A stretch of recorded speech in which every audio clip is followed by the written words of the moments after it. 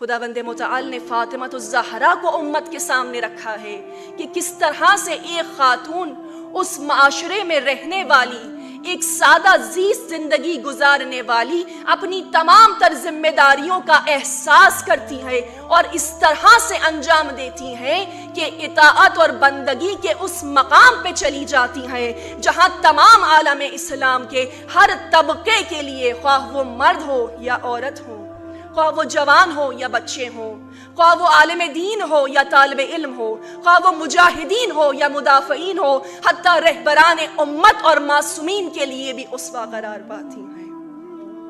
جناب فاطمہ الزہرا ہماری جان قربان ہو بی بی پر، لیکن ہمارا تعلق زہرا کے ساتھ کیسا ہونا چاہیے؟ جب بھی ہماری نگاہیں سیرت فاطمہ الزہرا سلام اللہ علیہا پر جاتی ہیں تو ہم بی بی کی زندگی کا مطالعہ اس طرح سے نہ کریں جس طرح سے ہم کوئی افسانہ یا قصہ پڑھتے ہیں کہ جہاں افسانہ ختم ہوا ہمارا اور اس کا رابطہ بھی ختم ہو گیا، بلکہ سیرت فاطمہ الزہرا کے مطالعہ اور معرفت پیدا کرنے کا حق یہ ہے کہ ایک ایک واقعہ، ایک ایک لفظ جو ہم پڑھتے ہیں یا سنتے ہیں یا سمجھتے ہیں یا بول رہے ہوتے ہیں، یہ فقط ہمارے حواس باختہ تک محدود نہ رہے، حواس ظاہری تک محدود نہ رہے، بلکہ ایک ایک واقعہ ہماری سماعتوں سے ہوتا ہوا ہمارے دل میں جا کر لگے اور پھر ہمارے کردار میں ظاہر ہونے لگے۔ یعنی جتنا زیادہ میں مطالعہ کرتی جاؤں اتنی زیادہ میری شخصیت، میرا کردار فاطمہ الزہرا سے قریب ہو جانا چاہیے۔ یہ ہے حق فاطمی ہمارے اوپر، کیونکہ جب تک ہم سیرت فاطمی کو اپنی زندگیوں میں شامل نہیں کریں گے تب تک ہم آج کے زمانوں کے فتنے اور فساد کا نہ مقابلہ کر سکتے ہیں نہ ہم اسے سمجھ سکتے ہیں۔ آج حقوق خواتین کے نام پر جس فیمنزم کا چرچا ہے، جس نے آج مشرقی خاتون کو بھی، مسلمان خاتون کو بھی اپنی لپیٹ میں لے لیا ہے، عزیزان محترم، یہ دراصل میں ایک بت ہے۔ بت خدا کے مقابل آنے والی ہر شے کو کہتے ہیں، خواہ وہ بت پتھر کے ہوں یا افکار کے ہوں۔ کیپٹلزم، کمیونزم، فیمنزم، سوشلزم، یہ جتنے بھی ازمز ہیں جن کے آخر میں ISM آ رہا ہے، یہ تمام کے تمام توحید کے انکاری ہیں اور طاغوت ہیں۔ یہ تمام نظام الہی کے بھی منکر ہیں اور وجود خالق کے بھی منکر ہیں۔ یہ ڈیوائن گائیڈنس کو پرانے گزرنے والے لوگوں کی سوچ قرار دیتے ہیں، لہٰذا آج اس کی ضرورت محسوس نہیں کرتے۔ جب بھی آپ ان کا نعرہ سنیں گے ہمیشہ ایک لفظ تکرار ہوتا ہے، رائٹ، حقوق، لیکن وہ ایک لفظ جو آپ کو ان کی تحریک میں کہیں بھی نظر نہیں آئے گا وہ ہے ذمہ داری، رسپانسبلٹی۔ کبھی مسئولیت کی بات نہیں کریں گے، کبھی ذمہ داری کی بات نہیں کریں گے، اور دراصل میں جن حقوق کی بات بھی کر رہے ہوتے ہیں یہ حقوق وہ ہیں کہ جو کیپٹلزم کو فائدہ پہنچا رہے ہوتے ہیں یا جو جسم اور شہوت سے منسلک ہوتے ہیں۔ دینی اصطلاح میں ان تمام کو حقوق کہنا بھی مناسب نہیں ہے، بلکہ یہ بے راہ روی ہے۔ 19ویں صدی میں جب اس تحریک کا آغاز ہوا تو یہ آغاز مغرب کی اپر کلاس خواتین نے کیا تھا۔ جب ان کو اس سرمایہ دارانہ نظام نے اس بات باور کرائی، یہ بات کہ مرد جو گھر سے نکل کر کام کر رہے ہیں دراصل میں یہی کام اس معاشرے میں حیثیت رکھتا ہے، اور عورت جو کام اپنے گھر میں انجام دے رہی ہے یہ بے وقت ہے اور اس کی صلاحیتوں کا ضیاع ہے۔ بس جب عورت کو یہ بات باور کرائی گئی تو انہوں نے حقوق کا، مساوی حقوق کا نعرہ لگایا، ایکول رائٹس کا نعرہ لگایا، اور ایک طرف یہ تقاضا کیا کہ مردوں اور خواتین کے حقوق برابر ہونے چاہیے اور خواتین پہ ہونے والا تشدد ختم ہونا چاہیے۔ لیکن ستم ظریفی یہ ہے کہ ایک طرف تو خواتین پر ہونے والے تشدد کے خلاف بات کی جاتی تھی اور دوسری طرف کیونکہ یہ اپر کلاس پریولیج خواتین تھیں، ان کے ماتحت ایک کثیر تعداد غلاموں کی اور کنیزوں کی ہوتی تھی۔ ایک طرف نعرہ لگاتی ہیں کہ خواتین پہ تشدد بند کیا جائے، اور دوسری طرف جو ان کے ماتحت غلام ہیں ان کے ساتھ ان کا رویہ وحشیانہ ہوتا تھا۔ یہ ہے فیمنزم کا منافق چہرہ، یعنی جہاں اپنا مفاد ہو وہاں پہ آواز بلند کی جائے، ورنہ باقی تمام میدانوں میں خاموش رہا جائے۔ اس کے مقابلے میں دین اسلام نے ایک بہترین روپ پیش کیا ہے، اور وہ روپ فاطمی کے طور پہ سامنے آیا ہے۔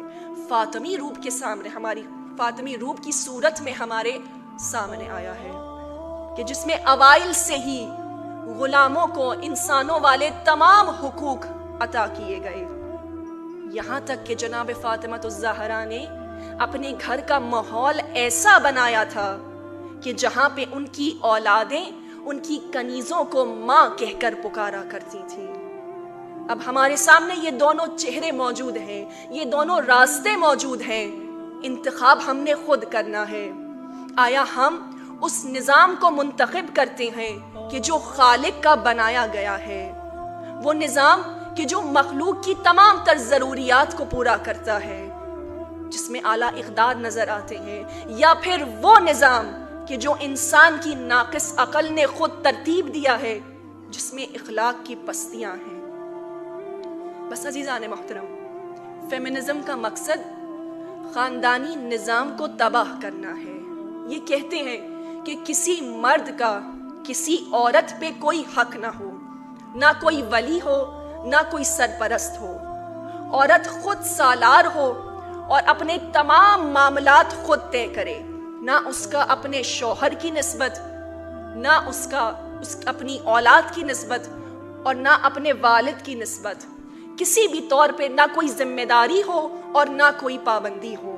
بس یہ اس آزادی کی بات کرتے ہیں، جبکہ سیرت فاطمہ الزہرا نے ایک ایسا مثالی خاندانی نظام رول ماڈل بنا کے سامنے رکھا، جہاں جناب فاطمہ الزہرا نے نہ صرف اپنی گھریلو ذمہ داریوں کو بلکہ اپنی تمام معاشرتی ذمہ داریوں کو بھی سمجھتے ہوئے اس طرح احسن طریقے سے اپنے نسوانی وقار کو برقرار رکھتے ہوئے انجام دیا کہ آج یہ خاندان کی عظمت کے معترف ہمیں مشرکین میں نظر آتے ہیں۔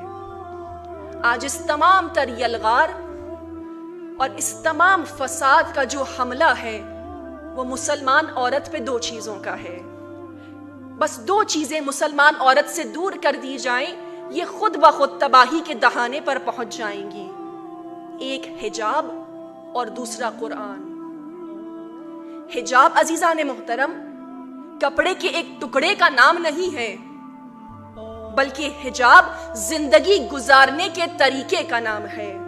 ایسی زندگی کہ جس کا عنوان اطاعت خداوندی ہو، ایسی زندگی کہ جو تقوی، حیا اور عفت سے مزین ہو، ایسی زندگی کہ جہاں جلوتوں سے زیادہ خلوتیں پاکیزہ ہوں عورت کی، اور دوسرا قرآن کہ جو ضابطہ حیات ہے اور عشق فاطمہ الزہرا سلام اللہ علیہا ہے۔ بارگاہ خداوندی میں دعا کی تھی کہ جب تک میں زندہ رہوں مجھے تلاوت قرآن نصیب ہوتی رہے۔ ہمارا عشق جناب سیدہ ہے، لیکن سیدہ کا عشق قرآن ہے۔ بس ہمارا رابطہ قرآن سے کمزور نہیں ہونا چاہیے۔ جہاں ہمارا رابطہ کمزور ہوا وہیں پہ دشمن کا حملہ تیز تر ہو جاتا ہے۔ جب تک قرآن ہماری زندگیوں کا حصہ نہیں ہوگا ہم ان فسادات کو سمجھ نہیں سکتے، اور جچتا ہی نہیں ہے کہ ایک پیروان فاطمہ الزہرا کا رابطہ قرآن کے ساتھ کمزور ہو جائے۔ قرآن نے اصول بیان کیا ہے نا سورہ نور میں، الخبیثات للخبیثین والخبیثون للخبیثات والطیبات للطیبین والطیبون للطیبات۔ یہ خبیث چیزیں خبیث لوگوں کے لیے ہیں، لیکن پاکیزہ چیزیں پاکیزہ لوگوں کے لیے ہیں۔ بس سیرت فاطمہ الزہرا سے زیادہ پاکیزہ شے کیا ہوگی؟ لیکن یہ سیرت وہاں نظر آئے گی جہاں پہ کردار اور سوچ کی پاکیزگی ہوگی۔ جب تک یہ پاکیزگی نہیں آئے گی نہ ہم اپنی ذمہ داری سمجھ سکتے ہیں، نہ اپنے مقصد خلقت تک قریب ہو سکتے ہیں۔ تو بس اب ہمیں کیا کرنا ہے عزیزان محترم؟ اس یلغار کے مقابلے میں ہم نے مقابلہ کرنا ہے۔ کیسے مقابلہ کرنا ہے؟ ہم نے ایک مضبوط فاطمی روپ دنیا کے سامنے رکھنا ہے۔ اسلام نے کہیں منع نہیں کیا عورت کو کسی شعبے میں جانے سے۔ ہم ہر شعبے میں جا سکتے ہیں، ہم ہر فیلڈ میں کام کر سکتے ہیں، لیکن ہماری طرز فاطمی ہونی چاہیے، ہمارا انداز فاطمی ہونا چاہیے، ہمارا حلیہ فاطمی ہونے چاہیے، ہماری گفتار فاطمی ہونی چاہیے، اور ہماری نگاہیں ہمیشہ ہمیشہ حدود الہی پر رہنی چاہیے۔ کام ہم جو کچھ بھی کریں، ہماری نگاہیں اپنے مقصد خلقت پہ ہونی چاہیے۔ تعلیم ہم جو بھی حاصل کریں، اس تعلیم کا مقصد ہمیں خدا سے قریب کرنا ہو۔ اگر یہ تعلیم ہمیں خدا سے قریب نہیں کر رہی تو یہ تعلیم ہمیں تباہ کر رہی ہے۔ اور علامہ اقبال نے اس پوری گفتگو کو چند اشعار میں بڑی خوبصورتی سے سمیٹا ہے۔ آپ کی سماعتوں کی نظر کرتے ہیں۔ تہذیب فرنگی ہے اگر مرگ عمومت، تہذیب فرنگی ہے اگر مرگ عمومت، ہے حضرت انسان کے لیے اس کا ثمر موت۔ جس علم کی تاثیر سے زن ہوتی ہے نازن، جس علم کی تاثیر سے زن ہوتی ہے نازن، کہتے ہیں اسی علم کو ارباب نظر موت۔ بیگانہ رہے دین سے اگر مدرسہ زن، بیگانہ رہے دین سے اگر مدرسہ زن، ہے عشق و محبت کے لیے علم و ہنر موت، ہے عشق و محبت کے لیے علم و ہنر موت۔ والسلام علیکم۔